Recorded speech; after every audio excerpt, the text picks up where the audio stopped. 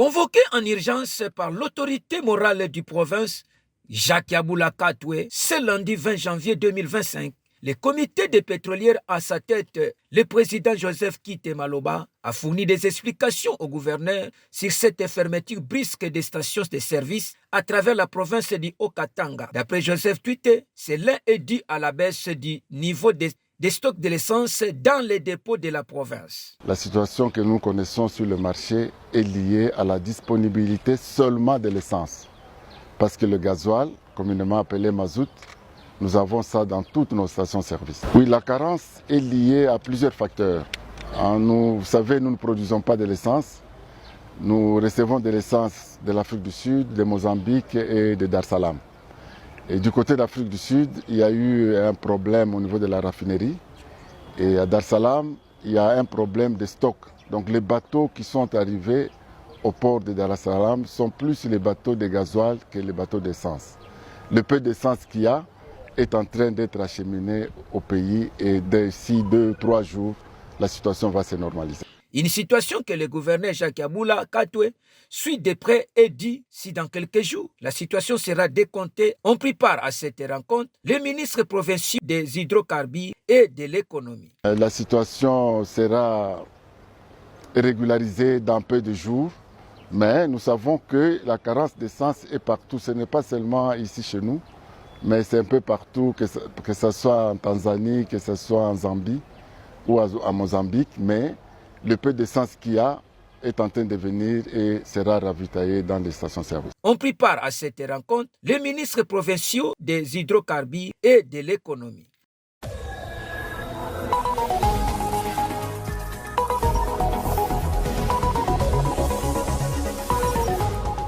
C'est dans le but que l'État congolais a maximisé les recettes, a mis autour d'une table des responsables des agences de la province. Lauriane Lusamba Kazadi les a entretenus sur l'applicabilité des taxes, notamment des taxes de voyage. Selon le chef de division provinciale des transports, Eric Nunga, il s'agit bien de l'ancienne taxe qui vient d'être activée.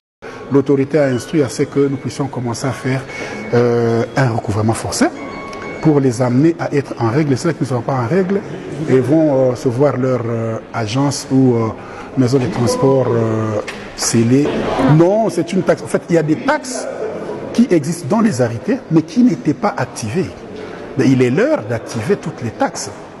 Hein? L'heure d'activer toutes les taxes sont des taxes qui existent, on ne fonde rien. Le directeur d'agence John Kennedy alias a dit qu'il va se soumettre dans l'ordre établi. Ça, c'est l'imposition de l'État. On n'a pas à discuter. Oui, on n'a pas à discuter. Il faut noter que dans cette réunion, les responsables de la Société nationale des chemins de fer étaient présents.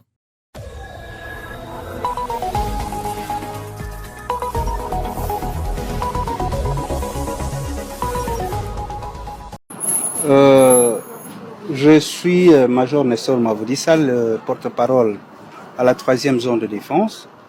Je suis dans la suite du commandant 3e zone de défense, le lieutenant général Pacifique Massunzu, qui vient d'arriver à Bukavu.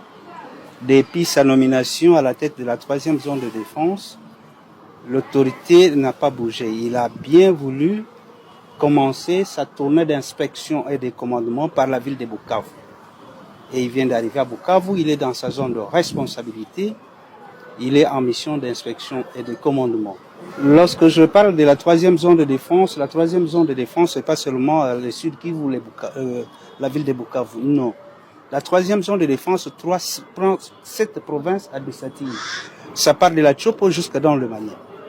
Et le commandant 3e zone de défense a le contrôle de toute sa zone de responsabilité. La situation est relativement calme dans le territoire de Calais, comme vous l'avez suivi, vous êtes les hommes des médias. Mais ce qu'il faut noter est qu'il y a deux agresseurs qui sont avec nous, qui continuent à envahir l'espace de notre territoire national. Et c'est pour cela que vous, les hommes des médias, vous devez nous aider avec la sensibilisation de la population. Parce que notre population doit collaborer étroitement avec le service de sécurité et de défense. Les forces armées de la République démocratique du Congo, c'est la seule armée que nous avons. Et demander à la population de collaborer étroitement, de dénoncer les velléités de l'ennemi ceux qui viennent pour endeuiller la population et ces ennemis qui viennent pour rendre la vie difficile à notre population. Et nous vous rassurons que d'un moment à l'autre, toutes les batteries sont déjà mises en marche pour que la paix soit restaurée et l'autorité de l'État soit restaurée dans toutes les provinces, dans toute la zone de la 3e zone de défense. La présence des éléments de l'M23 se trouve bel et bien sur le sol congolais. Je ne sais pas vous circonscrire catégoriquement là où ils sont. Ils sont dans quel groupement, dans quel territoire, dans quelle localité. Mais il faut retenir qu'ils sont sur le sol congolais et c'est pour cette raison que nous parlons de l'agression rwandaise. La population, c'est la collaboration étroite avec son armée, qu'il dénonce ce que fait l'ennemi, les infiltrations de l'ennemi pour nous permettre, nous l'armée, à pouvoir déloger l'ennemi de notre territoire national. Sans notre population, nous ne pouvons rien. Tout est mis en place, qu'il soit apaisé, d'un moment à l'autre, l'ordre sera rétabli. Ce n'est pas le commandant 3e zone de défense qui doit prendre des mesures pour l'aide humanitaire. Le commandant 3e zone de défense vient en mission d'inspection et de commandement, il vient pour commander les militaires.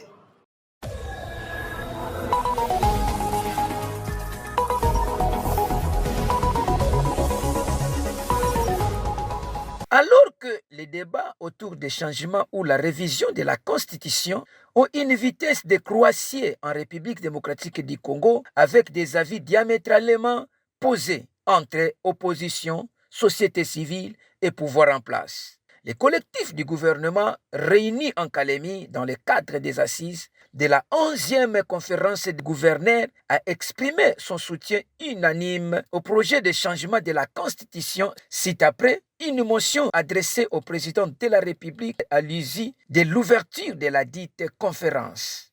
Ces gouverneurs soulignent que la faiblesse de la loi fondamentale nécessite une réforme qui qualifie les légitimes et salvatrices. S'agissant particulièrement de la question des changements de la Constitution, le collectif des gouverneurs de province soutient à l'unanimité cette démarche car cette Constitution comporte beaucoup de faiblesses et invite la population à soutenir ces changements légitimes et salvateurs. A ouverte ce mercredi 17 novembre cette 11e conférence des gouverneurs axée sur un thème: renforcer la gouvernance des provinces pour rassurer la cohésion communautaire, s'y clôturera le 29 novembre prochain.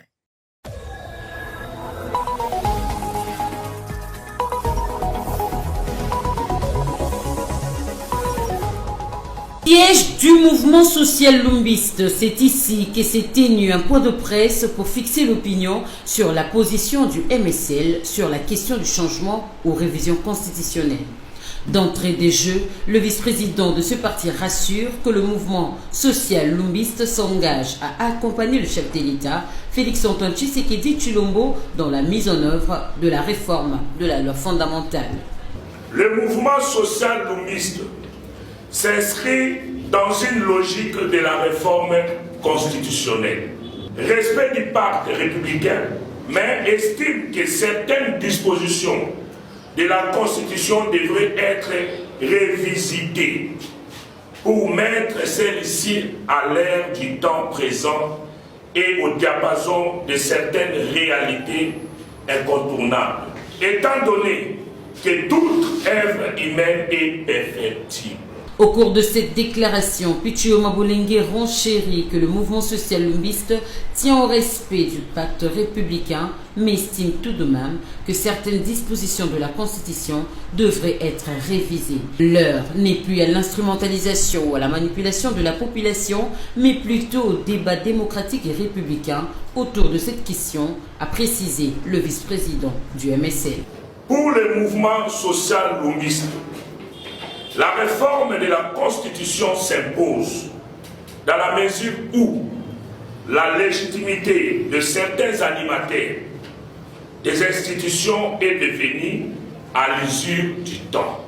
Si j'aide à caution, c'est notamment le cas des gouverneurs de province qui tirent leur légitimité d'une dizaine ou vingtaine de députés provinciaux qui les ont élus et les tiennent en laisse, sans toujours tenir compte des intérêts de la province.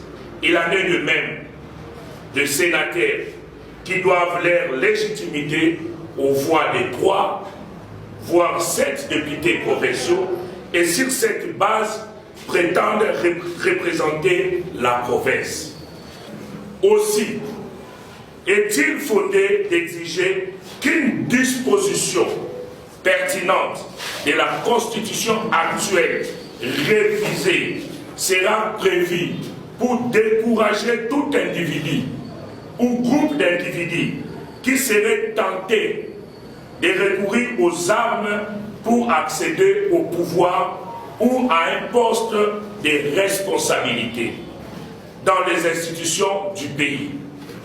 En clair, pour le mouvement social lumbiste, de tels individus ne devraient être ni candidats à un mandat électif, ni assurer un mandat public. La question sur la situation dans l'Est de la RDC était aussi au rendez-vous. Face aux atrocités que subissent depuis 3 décennies les populations de la partie Est de la RDC, le mouvement social lumbiste demande instamment à la communauté internationale, notamment à l'Organisation des Nations Unies, d'avoir une attention humanitaire particulière à l'égard des populations susvisées, victimes de la guerre d'agression imposée à la RDC. Le mouvement social lumbiste lance un appel au gouvernement congolais afin de venir en aide aux populations de l'Est meurtri et en perpétuel déplacement.